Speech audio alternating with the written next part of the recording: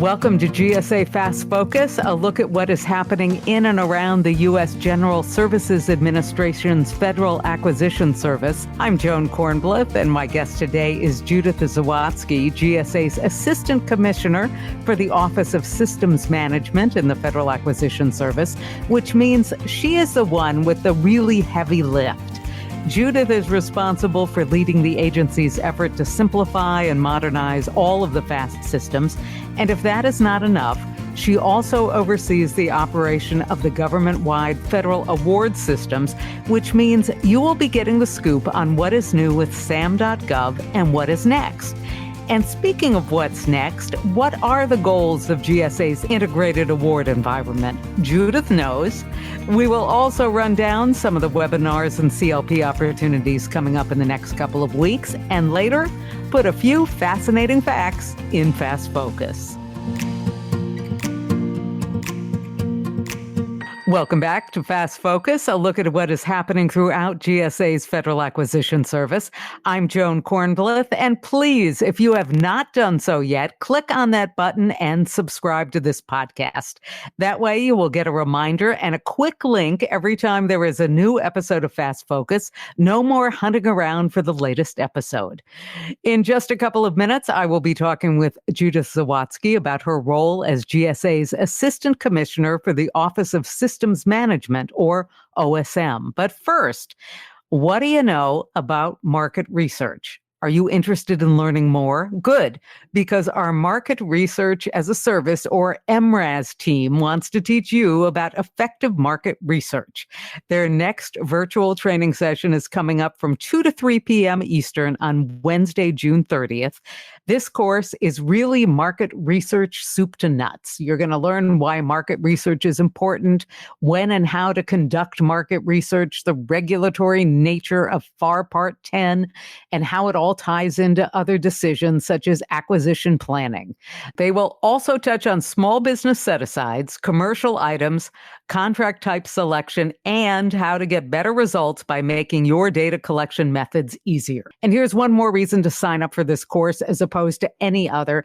It will use real-life scenarios and examples from GSA's market research initiatives, tools, and experts. Plus, this is a 1 CLP credit course. What other incentives do you need? Sign up now for effective market research using MRAS, Market Research as a Service, Wednesday, June 30th from 2 to 3 p.m. Eastern. More info available at gsa.gov/events. The date again, Wednesday, June 30th. Everything begins at 2 p.m. Eastern. That is 11 Pacific, so no super early morning start unless you are summering in Seoul, where it is 3 a.m.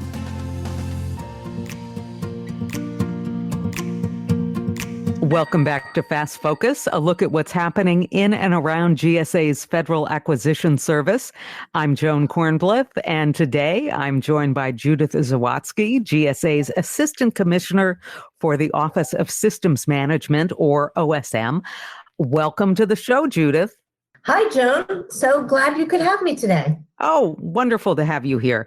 I said at the top of the show that you're the one with all the easy jobs, responsible for leading the agency's effort to simplify and modernize all of the FAS systems, and you're overseeing the operation of the government-wide federal award systems. But you've also held the positions of FAS Chief of Staff and Director of the Multiple Award Schedule Transformation Project Management Office. And you also had an entire career in the outside world, working as a commercial consultant in government-wide contracting before joining GSA. So I think that it is safe to say that you're pretty well versed in the ins and the outs of federal acquisition. What attracted you to all this stuff in the first place? Are you a policy nerd? I am a policy nerd. I am unabashedly a policy nerd. And I like to say that I like to live at that corner where policy, process, and technology all come together. And so it's a scary little corner, but I love it. I feel like I can make such a fundamental difference for users and the taxpayers and the American public, as well as my own colleagues. So it's a nerdy but great place to be. So before we go any further, how did you get to GSA? Did you wake up one day and say, I want to see how and where the sausage is made? No, I absolutely did not. Actually, I grew up right outside the Beltway in Silver Spring, Maryland, and never considered, even thought about, like was outside the scope of my eyes, a job in federal service. I don't know how that is because I grew up right here, but I didn't. And I, worked as an accountant. And I think really what happened was in DC, if you work for contracting firms or whatnot, you just, the government and working with the government is fundamental, right? There's very few firms that don't. And so I actually started with the PBS side of the house and not the Federal Acquisition Service. My client was the Public Building Service and had an opportunity to work as a consultant on security concerns after the Murrah building bombing and after the World Trade Center bombing, and worked with PBS and the Department of Justice on those. So that was my first taste of public service. And then I got involved in the multiple award schedules as a consultant on the outside, helping vendors and industry get and manage their contracts. And I was pretty vocal about it. And some of the issues that existed in doing so. And actually, Jeff Kosis brought me to GSA. He kind of said to me, hey, if you're going to complain about our processes, how about coming and helping us? And that was the first time I really thought about coming. And I did come. I came as a term employee to work on the multiple award schedules processes, not the technology at that time, but on the processes. And I really fell in love with GSA. I fell in love with my colleagues. I fell in love with the mission. I fell in love with just the way we work and the culture, and took opportunity to apply for a career competitive position and transitioned into the government. I've been here ever since. You just touched on two things that we have heard from many people who have been on the show. One is that the culture attracted them, and the other is the 6 degrees of Jeff Kosis, which is something we need to explore one day, because I think really we're going to find out when we peel the onion to its depth that everything does revolve around Jeff Kosis here, no matter where you work in the agency. I often blame him when days I will call him and say, this is your fault. And he laughs and then moves on. Yeah. Well, we have been billing this show as a chance to talk about all the changes with SAM.gov, and we will get to that. But let's talk a bit about its place in the chain. SAM is one part of what's known as GSA's integrated award environment, and people may be familiar with the abbreviation IAE. What is the IAE all about, and how does it fit in the federal awards life cycle? So the integrated award environment is an offshoot of an eGov initiative. It actually is an eGov initiative. And if you go all the way back, you think about the hundreds of thousands of entities.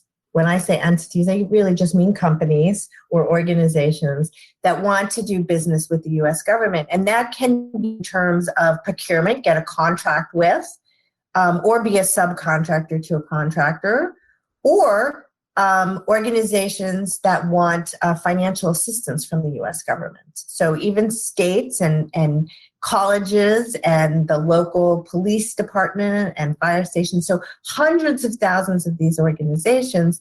And really that meant for every agency and every opportunity doing it separately. So the integrated award environment is where the U.S. government came together and said, let's do something together.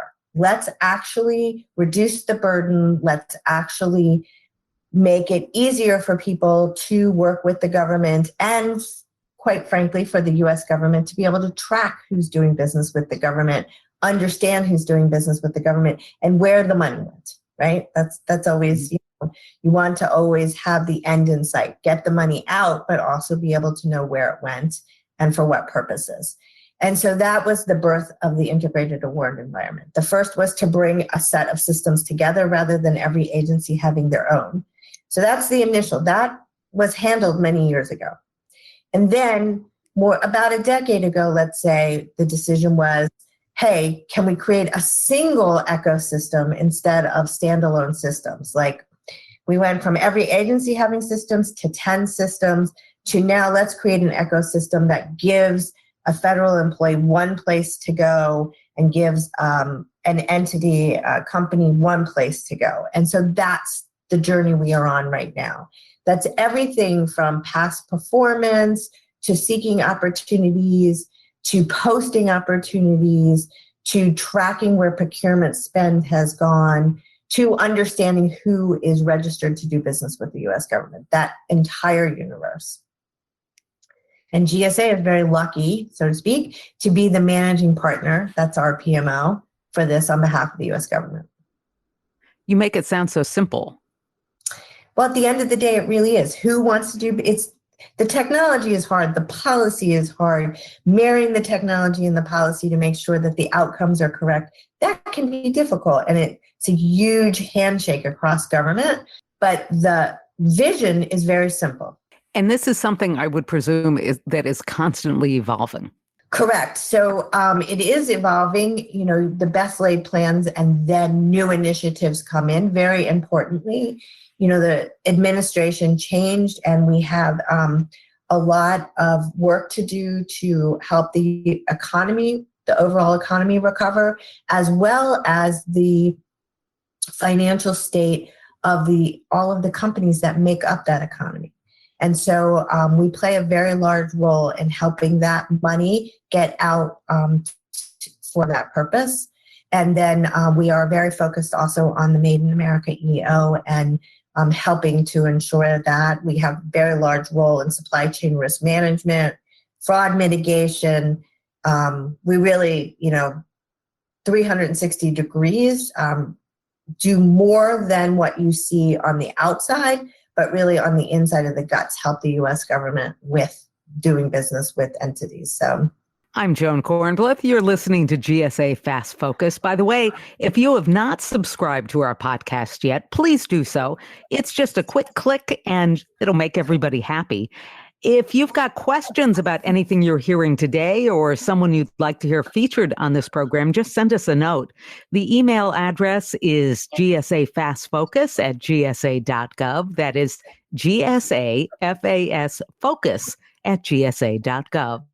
Today, we are talking with Judith Zawatsky, GSA's Assistant Commissioner for the Office of Systems Management, or OSM. Okay. I know that everyone wants to hear your take on the recent integration of Data SAM and SAM.gov, but could you give us a little more background first? What's the history of SAM? I know it's had an interesting development cycle, to say the least. Yeah. Okay. SAM started out as two separate systems, going way, way back. If you think of central contractor, for those listening, I don't know who's listening, but for those listening, in the old days, we certainly had the central contractor registration, and we had ORCA, which is where reps and certs went in, and we had a whole nother system where you looked at exclusions. Think about who's suspended or debarred from doing business with the U.S. government. So SAM itself was the original sort of modernization of bringing together a set of systems, and I would call them now capabilities, right? I don't really talk in terms of systems, but I really talk in terms of capabilities. So the system for award management at its most fundamental is understanding who wants to do business with the U.S. government, authenticating them, validating them, knowing that they are who they say they are, which is really important when you think about the supply chain and you think about fraud mitigation and things like that. You really get down to it. Also understanding that that entity is not suspended or debarred from doing business, and if they are, for what purposes, as well as creating a single place where they can provide information for the U.S. government and essentially one and done. So they're no longer filling out forms for every contracting officer with whom they want to do business. They're actually putting in their reps and certs in one place. A contracting officer can go take a look at them, or on the financial assistance side, likewise, and really reducing that burden down to one place to make it easier. And that's really the whole purpose. So the real reason that we need something like SAM.gov is the one and done and to make it easier. Absolutely. Well, that makes it simple.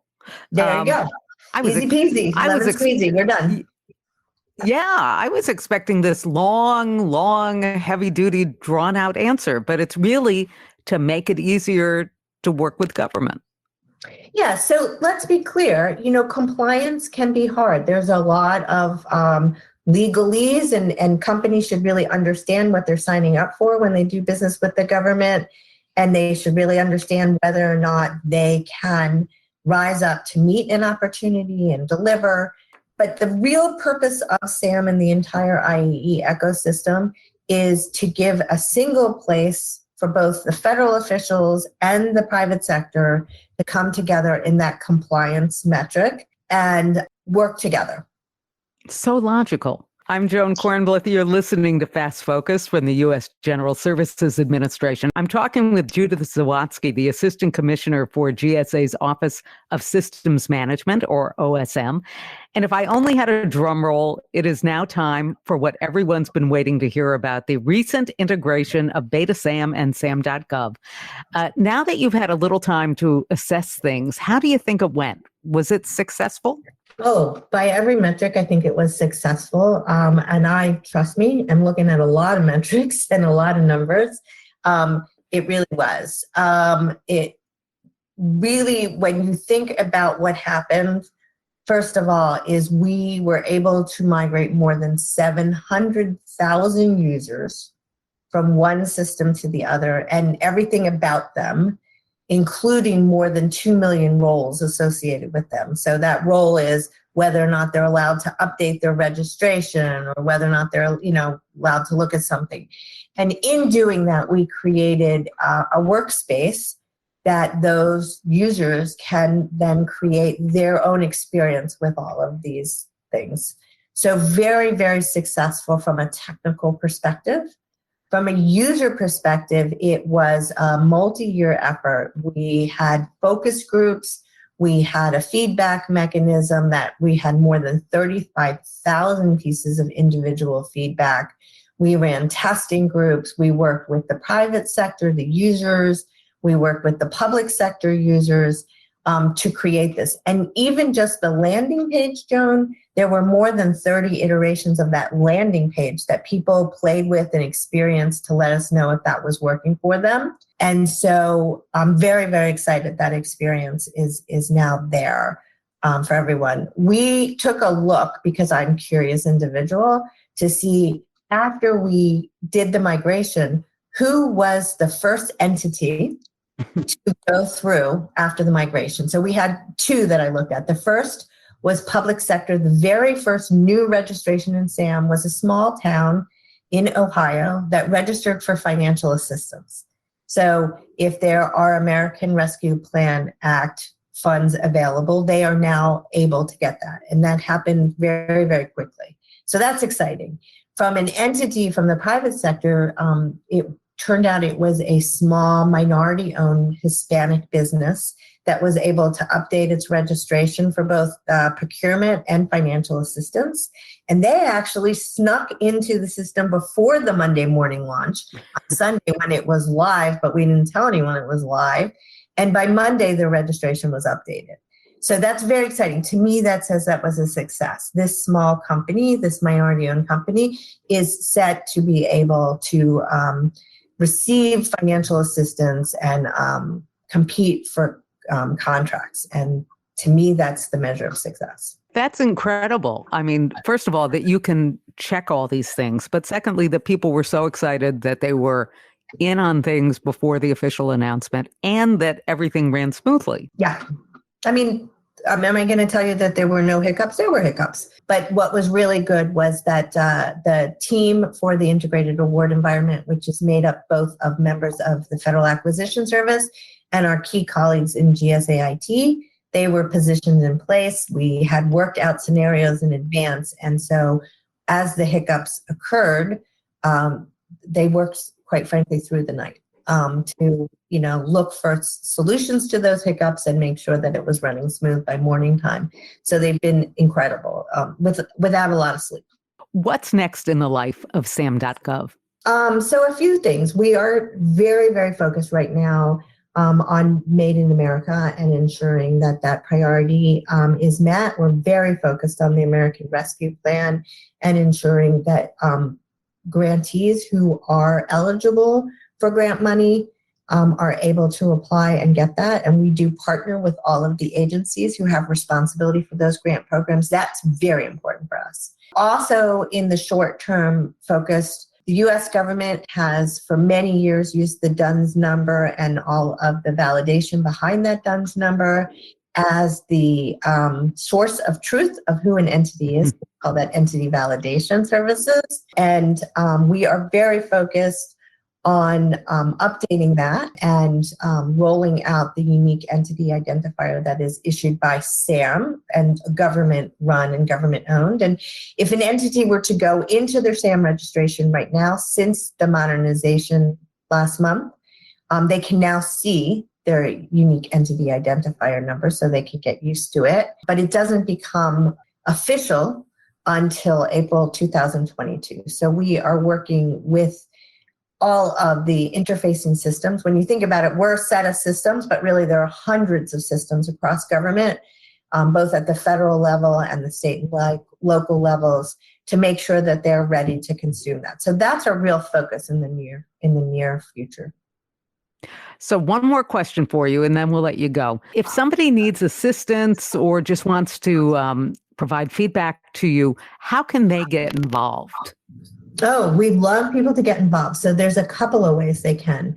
We have a feedback button on SAM.gov, and we read every piece of feedback. That feedback goes into our funnel, and it is reviewed to determine if there's something that's not working or it's just a recommendation, and it gets organized according to the right thing. So absolutely use the feedback button.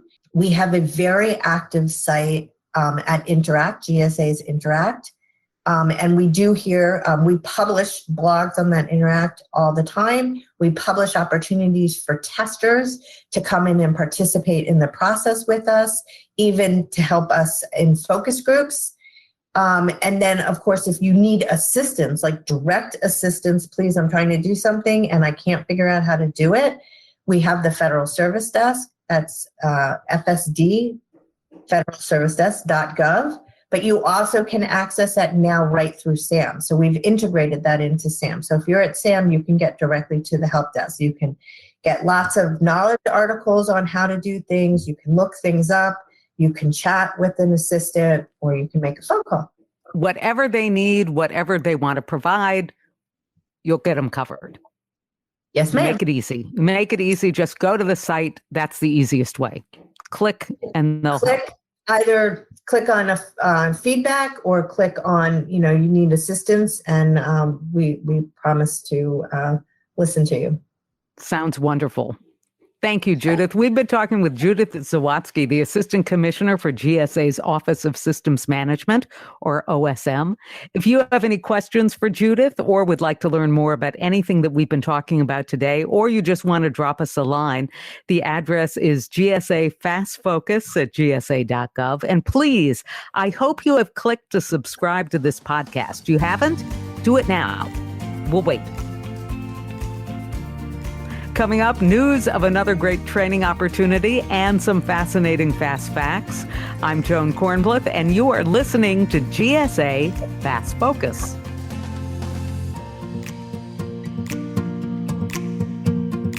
Welcome back to FAS Focus, a look at what is happening throughout GSA's Federal Acquisition Service. I am Joan Kornblith, and as always, we have got a full plate of FAS-specific webinars and trainings coming up.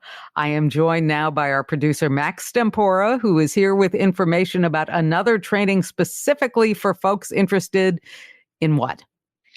That would be BPAs, or blanket purchase agreements. Those agreements established by a government buyer with a scheduled contractor to fill repetitive needs for supplies or services. Right. BPAs. Tell me more. Sure thing, Joan. There's a webinar coming up on Tuesday, June 22nd, devoted to GSA schedules, BPAs, and how to use them. For those not familiar with BPAs, a GSA schedule, blanket purchase agreement, or BPA, is an agreement established by a government buyer with a schedule contractor to fill repetitive needs for supplies or services. In this course, you will learn how BPAs leverage an ordering activity's buying power by taking advantage of quantity discounts, saving administrative time, and reducing paperwork. This is a 2 CLP credit course. Ooh. Visit www.gsa.gov/events to sign up and learn more. And I will take it from here. Again, this webinar is scheduled for 1 p.m. until 3 p.m. Eastern, Tuesday, June 22nd. That is noon Central, 11 a.m. Mountain, 10 Pacific on Tuesday, June 22nd. Wherever you are, just remember to visit the GSA.gov events page at www.gsa.gov/events to learn more and register for the next BPA training course. I'm Joan Kornbluth. Coming up on FAS Focus, a few fascinating FAS facts.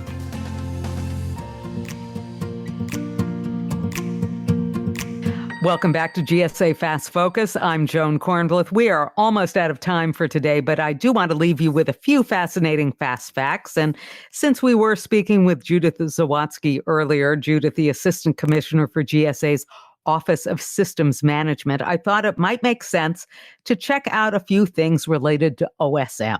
Let us start with a few stats about business volume.